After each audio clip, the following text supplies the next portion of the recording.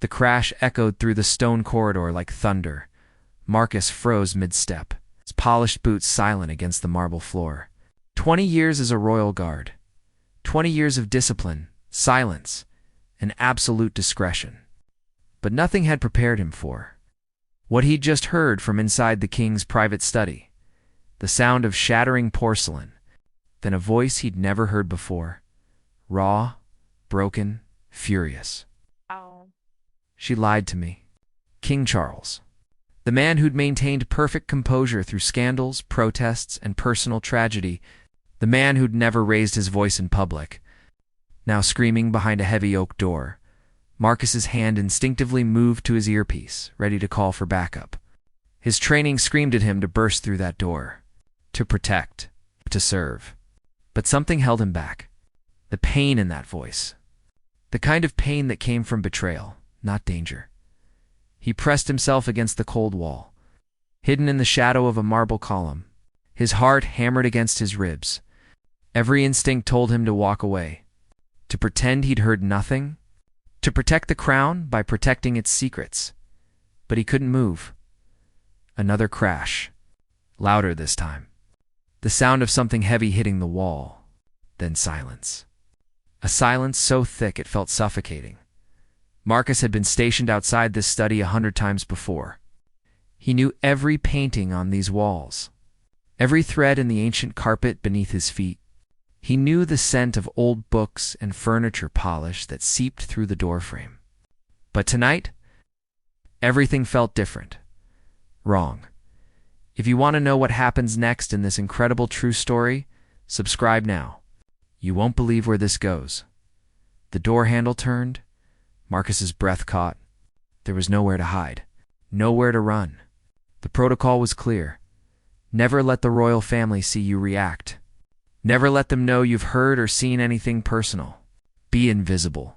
Be stone. He straightened his spine, adjusted his uniform, became the perfect soldier once more. But when King Charles stepped into the corridor, Marcus forgot every rule he'd ever learned. The king's eyes were red, his perfectly styled hair disheveled, his tie loosened. And in his right hand he still gripped a piece of broken porcelain, a fragment of what had once been an expensive vase. Perhaps a gift, perhaps a memory. Their eyes met. For 3 seconds that felt like 3 hours, neither man moved. Marcus saw something in the king's face he'd never seen before. Not anger, not embarrassment. Something deeper. Something that looked like the moment a man realizes his whole world has crumbled. "Your Majesty," Marcus managed, his voice steady despite the chaos in his chest. He bowed slightly, the way protocol demanded. King Charles stared at him, really stared, like he was seeing Marcus for the first time, like he was trying to decide something important. Then the king did something that broke every rule of royal protocol. He spoke to Marcus like a human being. "How long have you been standing there?" The king's voice was quiet now, controlled, but underneath Marcus heard the tremor, the barely contained emotion of a man holding himself together by a thread. Marcus knew what he should say. "I just arrived, Your Majesty." The lie would protect them both. The lie would make this moment disappear like it never happened. But something in the king's eyes stopped him. Those eyes were begging, not for a lie, for the truth. For one person in this massive palace, full of servants and advisors and politicians, to just be honest, Marcus made a choice that would change everything. Asterisk long enough. "Your Majesty." The words hung in the air between them. Marcus watched the king's shoulders drop slightly. Relief. That's what crossed the king's face. Relief that someone had witnessed his breaking point. That he wasn't completely alone in this moment. King Charles looked down at the broken porcelain still clutched in his hand. He seemed surprised to find it there. Slowly, carefully, he set it on a nearby console table. His fingers lingered on the fragment for just a moment. Then he straightened his tie, ran a hand through his hair, trying to restore the mask he wore for the world. "I suppose you have questions," the king said quietly. Marcus shook his head. "It's not my place, sir." "No, it's not." The king's voice was bitter. "Nothing is anyone's place anymore, it seems. Everyone has their role, their script, Their performance, he looked directly at Marcus. Do you know what it's like to live in a golden cage, guard? Marcus remained silent. What could he possibly say to that? Of course you don't, the king continued, answering his own question. You can resign, walk away, live a normal life. He laughed, but there was no humor in it. I was born into this cage, and I'll die in it. And everyone I love becomes a prisoner too. The king moved to a window overlooking the palace gardens. Even at night, Marcus could see the distant glow of London beyond the walls. Millions of people. Free people. People who would never understand what it meant to be watched every second of every day.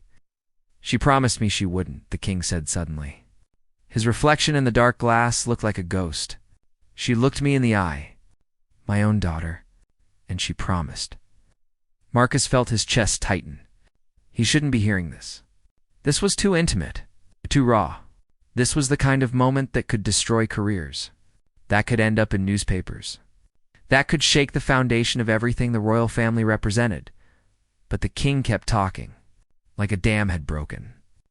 Like 20 years of silence had finally become too heavy to carry alone. The press, King Charles said.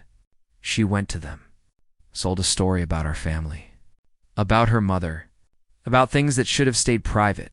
His voice cracked. She said she needed the money, that we'd abandoned her, that we were cold and heartless. He turned from the window, and Marcus saw tears in the king's eyes. Real tears. The kind that fell when no one was supposed to be watching. I gave her everything, the king whispered. Everything I could give within the constraints of this life. I protected her from the media. I fought for her privacy. I defended her against advisors who wanted her cut off completely. He wiped his eyes roughly, angry at his own emotion. And she repaid me by giving them exactly what they wanted. A scandal. A betrayal. A story. Marcus felt something shift in his chest. Sympathy. Understanding. Because underneath the crown and the title and the centuries of tradition, this was just a father. A father whose child had broken his heart. The vase, the king said, gesturing vaguely toward the study. It was from her. A birthday gift. 3 years ago, she said it reminded her of our summer at Balmoral.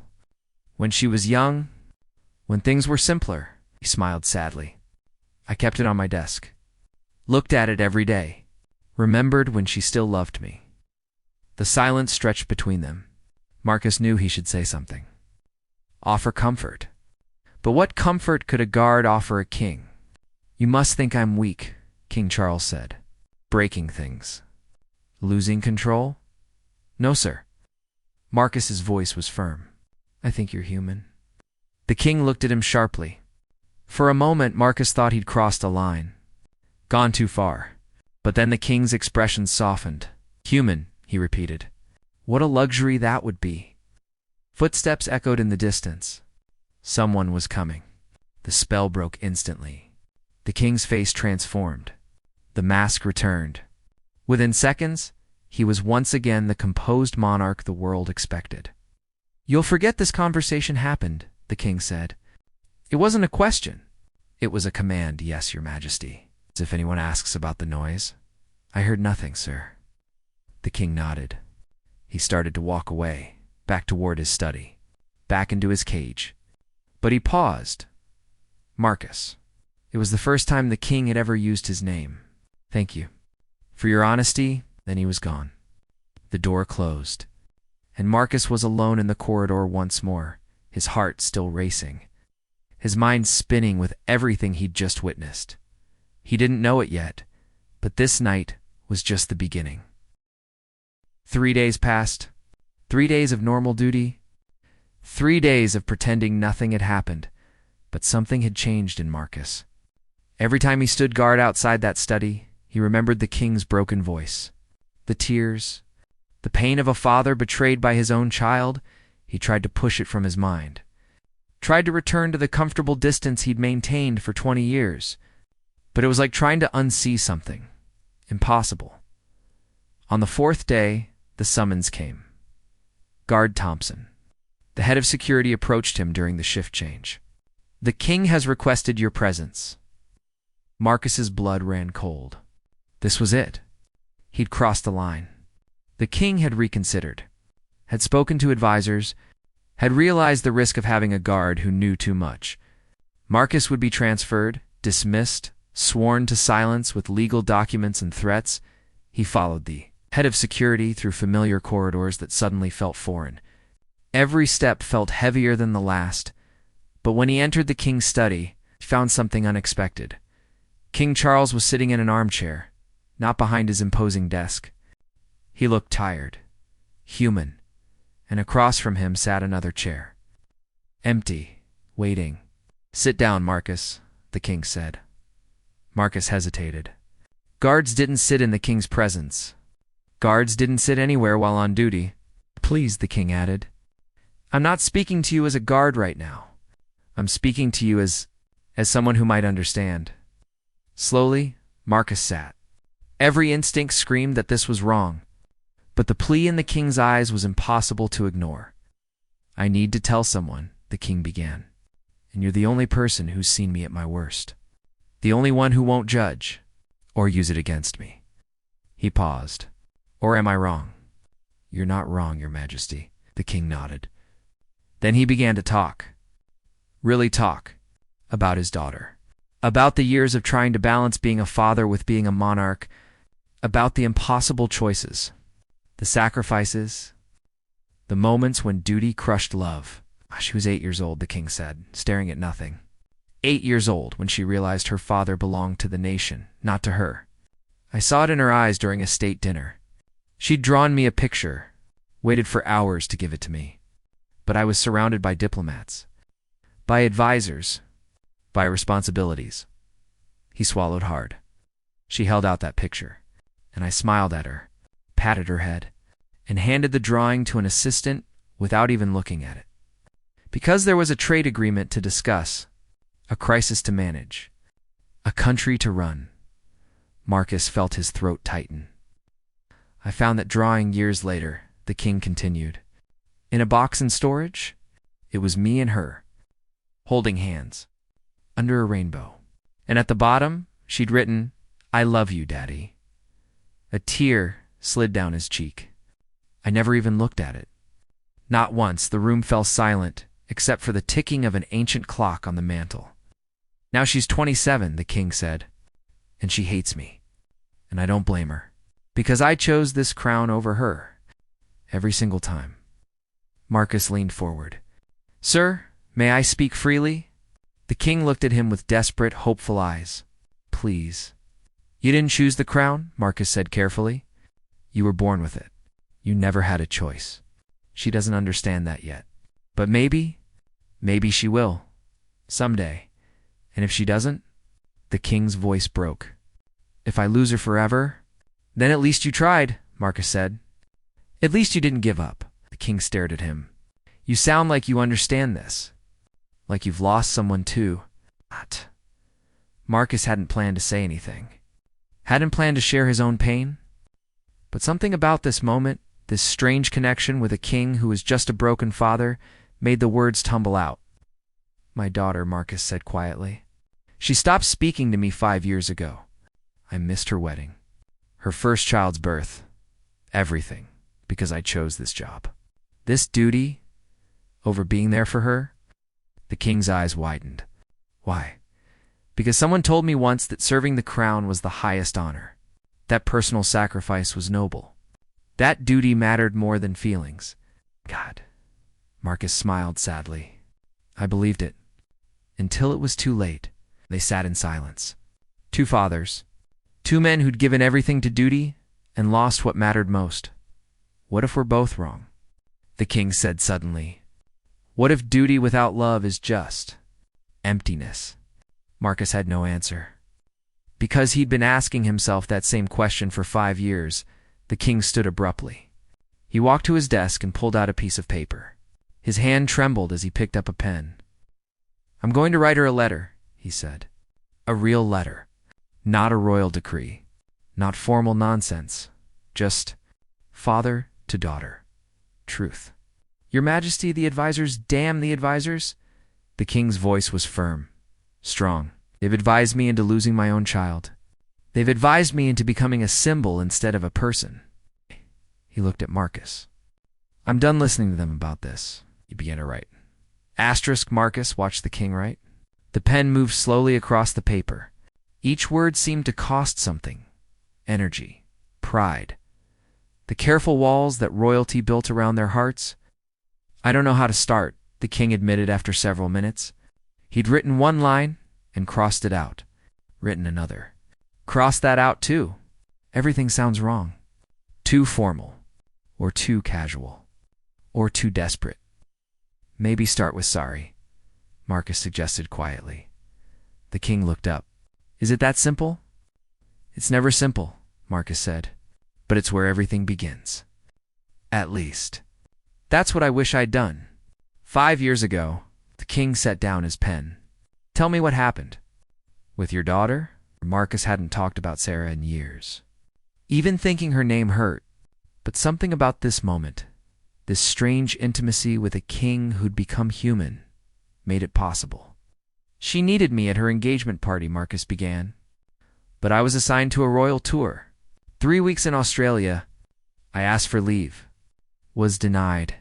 I thought she'd understand. She didn't. He could still see Sarah's face when he told her. The disappointment.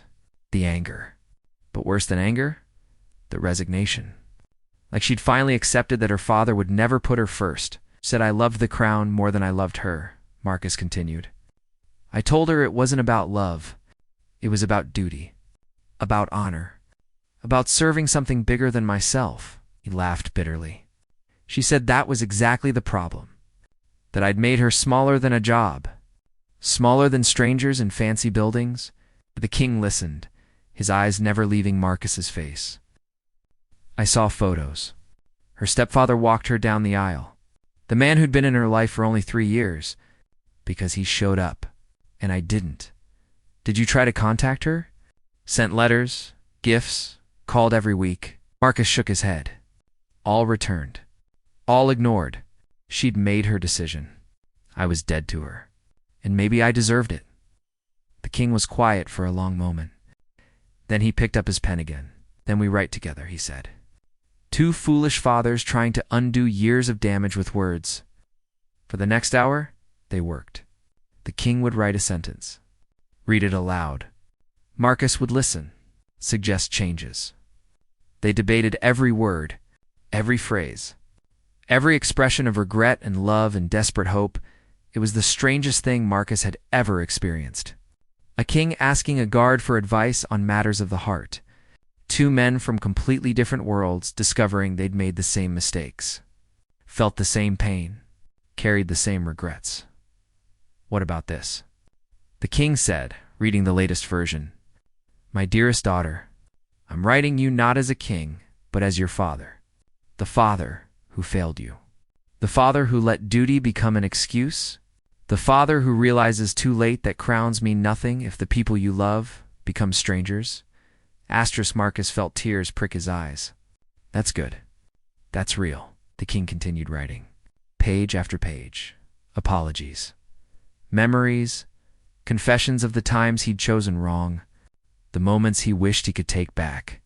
The love that had always been there, buried under protocol and responsibility, and the weight of a nation's expectations. When he finally finished, the king sat back. His hands were shaking. What if she doesn't read it? He whispered, what if she tears it up? What if I'm too late? Then at least you tried, Marcus said. At least she know you cared enough to be honest. Even if it changes nothing, it changes that you tried. The king folded the letter carefully, sealed it in an envelope, wrote his daughter's name on the front in his own hand. Not a secretary's perfect script. Will you deliver it? The king asked. I can't trust anyone else. The advisors would intercept it, review it, probably destroy it for being inappropriate. He looked at Marcus. But you understand. You know what this means? Marcus knew what the king was asking. To leave his post. To travel to where the king's daughter lived. To break protocol. To risk his career. Everything he'd built for 20 years. He thought of Sarah. Of the letters he'd never sent because he was afraid. The words he'd never said because pride got in the way. "I'll deliver it," Marcus said. "And after. I need to write a letter to—" The king's eyes widened. "To your daughter?" Marcus nodded. "I've been a coward. Hiding behind duty. Telling myself she didn't want to hear from me. But maybe I was just afraid of rejection. Afraid that if I really tried and she still said no, I'd have to face the truth. That I'd broken something that couldn't be fixed. And now I realize that not trying is worse than trying and failing." Marcus stood. "When should I leave?" "Tonight," the king said. "Before I lose my courage, before the advisors find out, before I convince myself this is a mistake." He handed Marcus the letter. Their hands touched for a moment. Two fathers. Two men gambling everything on hope. "Marcus," the king said, "whatever happens, thank you for seeing me as human, for not treating this moment like a scandal or a security breach, for just understanding." "Your Majesty," Charles, the king interrupted. "In this room? Right now. Just Charles. A father who broke a vase and a man who broke his daughter's heart. Not a king." Marcus nodded.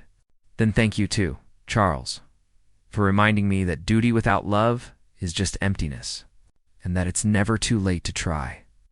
He left the palace that night with two missions: deliver the king's letter, and then write his own. The train to Edinburgh left at midnight. Marcus sat in the quiet car, the king's letter tucked safely in his jacket pocket.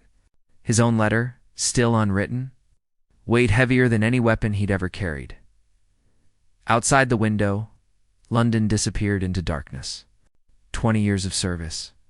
20 years of standing silent. And now he was breaking every rule for a king who'd become his friend. And for a daughter he'd lost to his own choices. The king's daughter lived in a small flat near the university. Not a palace. Not a mansion. Just a normal building with normal people living normal lives. The kind of life she'd chosen when she'd walked away from the crown. Marcus arrived at dawn. He'd rehearsed what he'd say 100 times during the journey. But standing outside her door, every practiced word disappeared. He knocked once, twice, heard movement inside.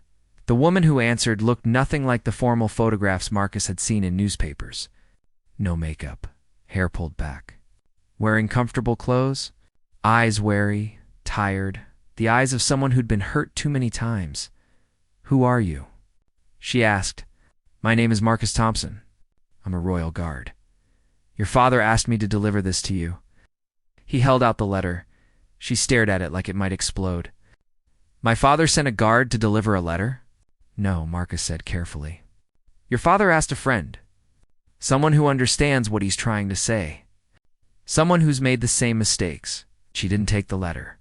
"I don't want anything from him. Tell him I moved. Tell him I died. Tell him whatever makes him leave me alone." Marcus had expected this. The king had expected it too. But standing here, seeing the pain in this young woman's eyes, Marcus understood something deeper. This wasn't about the king. This was about every child who'd ever felt abandoned by a parent too busy, too important, too wrapped up in their own world to see the small person reaching for their hand. "He threw a vase," Marcus said quietly.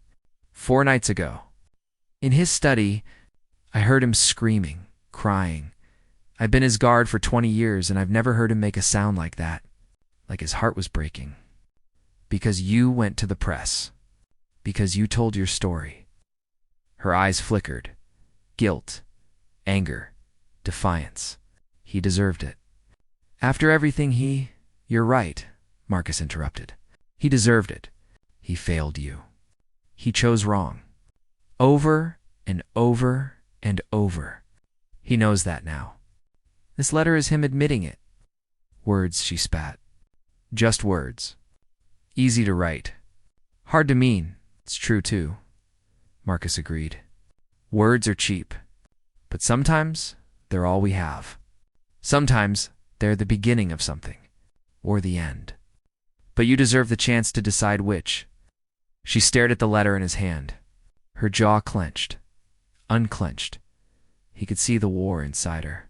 The little girl who still wanted her father's love. The woman who'd built walls to survive his absence. Why should I care? She whispered. Why should I give him another chance to hurt me? Marcus took a breath. Because I have a daughter too. Sarah, she's 29 now. I haven't seen her in 5 years. She won't speak to me. Won't read my letters. Won't let me meet my grandson. His voice cracked. I made the same choices your father made. I thought duty was more important than dance recitals, than graduation, than just being there when she needed me. The king's daughter looked at him differently now. Seeing him, not as a guard.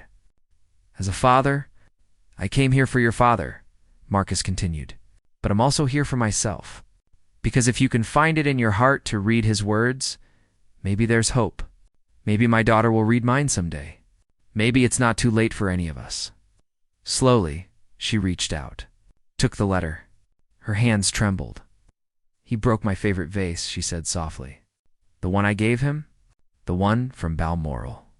When I was little, when he still had time for me, he kept it on his desk, Marcus said. Looked at it every day. He told me it reminded him of when you still loved him. Breaking it destroyed him, because it felt like breaking the last piece of you he had left. Tears slid down her cheek. She clutched the letter to her chest. I didn't want to hurt him, she whispered.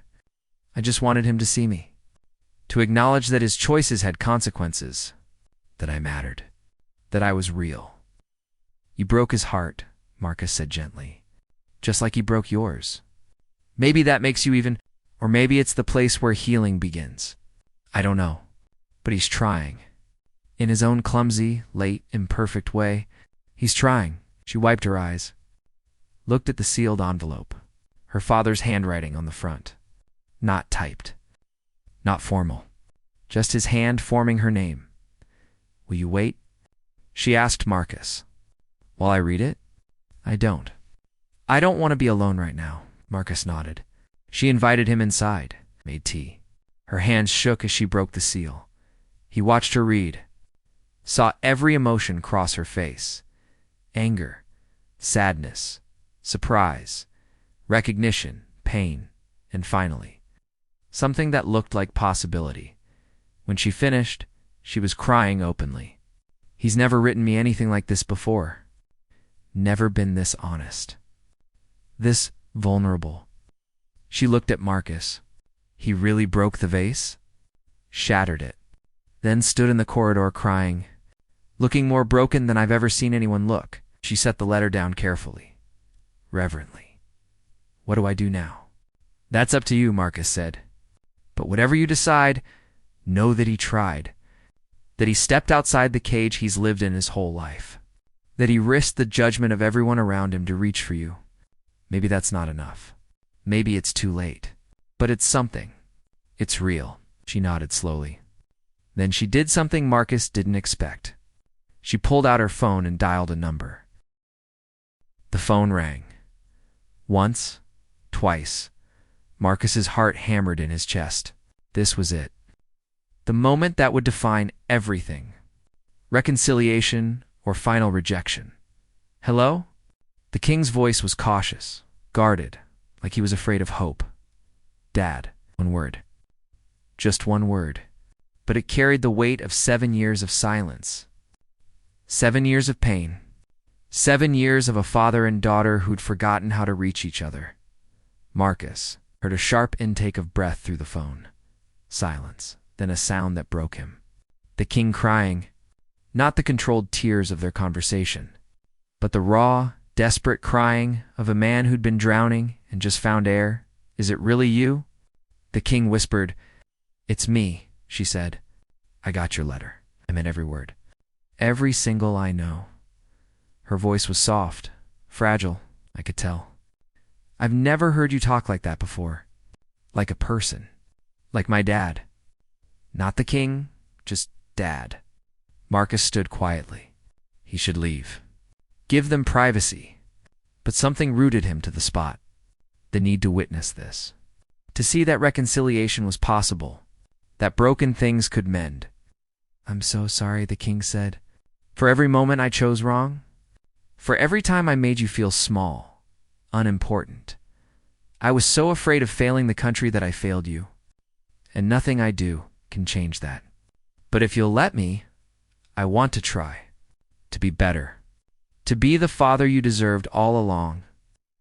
She was crying now too. I'm sorry too. For the press, for telling our story like that. I wanted you to hurt like I hurt. To feel abandoned like I felt. It was cruel. You were in pain, the king said.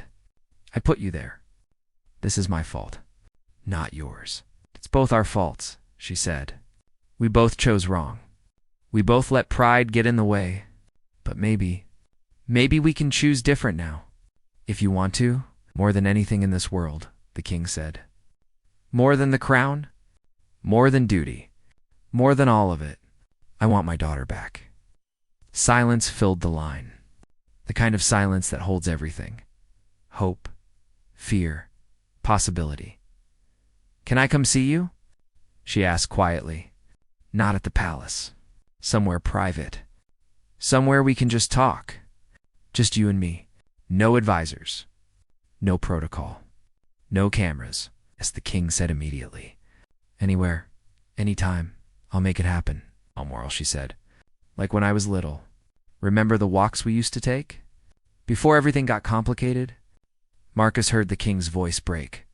I remember every single one. I've missed those days more than you know. They talked for an hour. Making plans? Sharing small stories? Laughing nervously. Finding their way back to each other through the minefield of years apart. It wasn't perfect. It wasn't fixed. But it was a beginning. When she finally hung up, she turned to Marcus with tears streaming down her face. Thank you. For delivering the letter? For making me listen? She trailed off. For being his friend? He needs that. Someone who sees him as human. Thank you for taking the risk, Marcus said. For reading. For calling. You gave him something I haven't been able to give my own daughter. A chance. She looked at him thoughtfully. What's stopping you? From calling her right now? Fear, Marcus admitted. Fear that she won't answer. Or worse, that she will, and she'll tell me it's too late. That I've lost her forever. She reached out and squeezed his hand. My dad was afraid too. I heard it in his voice when I answered. Terror that I'd hang up. That I'd reject him again. But he tried anyway. Because not trying was worse than any rejection. She smiled gently. Don't wait 5 more years. Don't wait until it's too late. Call her now. Marcus stared at his phone. Sarah's number was still saved. He'd never deleted it. Never had the courage to use it. What if she hangs up? Then you'll know you tried. That's more than most fathers can say. Marcus's finger hovered over the call button. 20 years of silence. 20 years of telling himself it was too late.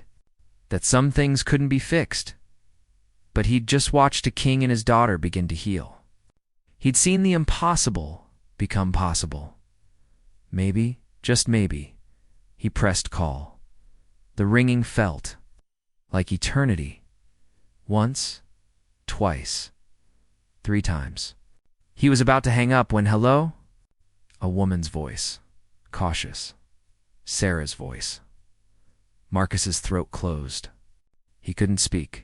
Couldn't breathe. Hello? Sarah said again. Is anyone there? Sarah. His voice cracked on her name. It's Dad. It's your father. I know you don't want to hear from me. I know I have no right to call. But I needed to tell you something. Before it's too late.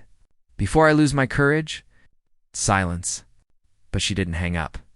That was something. I'm sorry, Marcus said. For choosing wrong? For making you feel like you mattered less than a job, than strangers, and duty. You were everything. You are everything. And I was a fool who realized it too late. He heard her breathing, shaky, like she was crying. I met someone recently, Marcus continued. Someone who helped me understand that being afraid of rejection is no excuse for not trying. That some things are worth fighting for. Even if we fail. Especially if we fail. Because at least then we fought. Dad, Sarah whispered. You don't have to say anything, Marcus interrupted. You don't have to forgive me. You don't even have to see me. I just needed you to know that I love you, that I've always loved you, that missing your wedding was the biggest mistake of my life, and that if you ever decide to give me a chance, I'll spend the rest of my life proving that you matter more than anything else. Silence again, longer this time. Marcus closed his eyes, waiting for the click of disconnection. "Where are you?" Sarah asked quietly. "Edinburgh." "I'm in Manchester. 2 hours by train?" She took a breath. "There's a cafe near the station called Rose and Crown. Be there tomorrow, 2 p.m. Don't be late." "I won't," Marcus promised. "I swear I won't. And Dad?" Her voice was softer now. "Bring a photo of when I was little, when things were good. I want to remember that we had that. Before everything broke." "I will," Marcus said. "Thank you." "Sarah, thank you for," but she'd already hung up. Marcus stood there, phone in hand, tears running down his face. The king's daughter smiled at him. "See? Courage works." Marcus laughed through his tears. "I'm terrified." "Good, that means it matters." She handed him a tissue. "Now go write that letter you mentioned. Put everything in it. Every regret. Every hope. Every truth you've been too afraid to say, because tomorrow, when you see her, you'll need those words." That night, in a small hotel room in Edinburgh, Marcus wrote, page after page. Years of silence transformed into sentences. Apologies and memories and desperate love. He wrote until his hand cramped, until his eyes burned, until everything inside him had been poured onto paper. And the next day, at 1:58 p.m., he walked into Rose and Crown Cafe, his letter in one pocket and a photo in the other. The photo of Sarah at 5 years old, holding his hand, smiling like he was her whole world. She was already there, waiting. And when their eyes met across the cafe, something impossible happened. She smiled. Not forgiveness. Not yet, but possibility. And sometimes, that's all you need to begin again.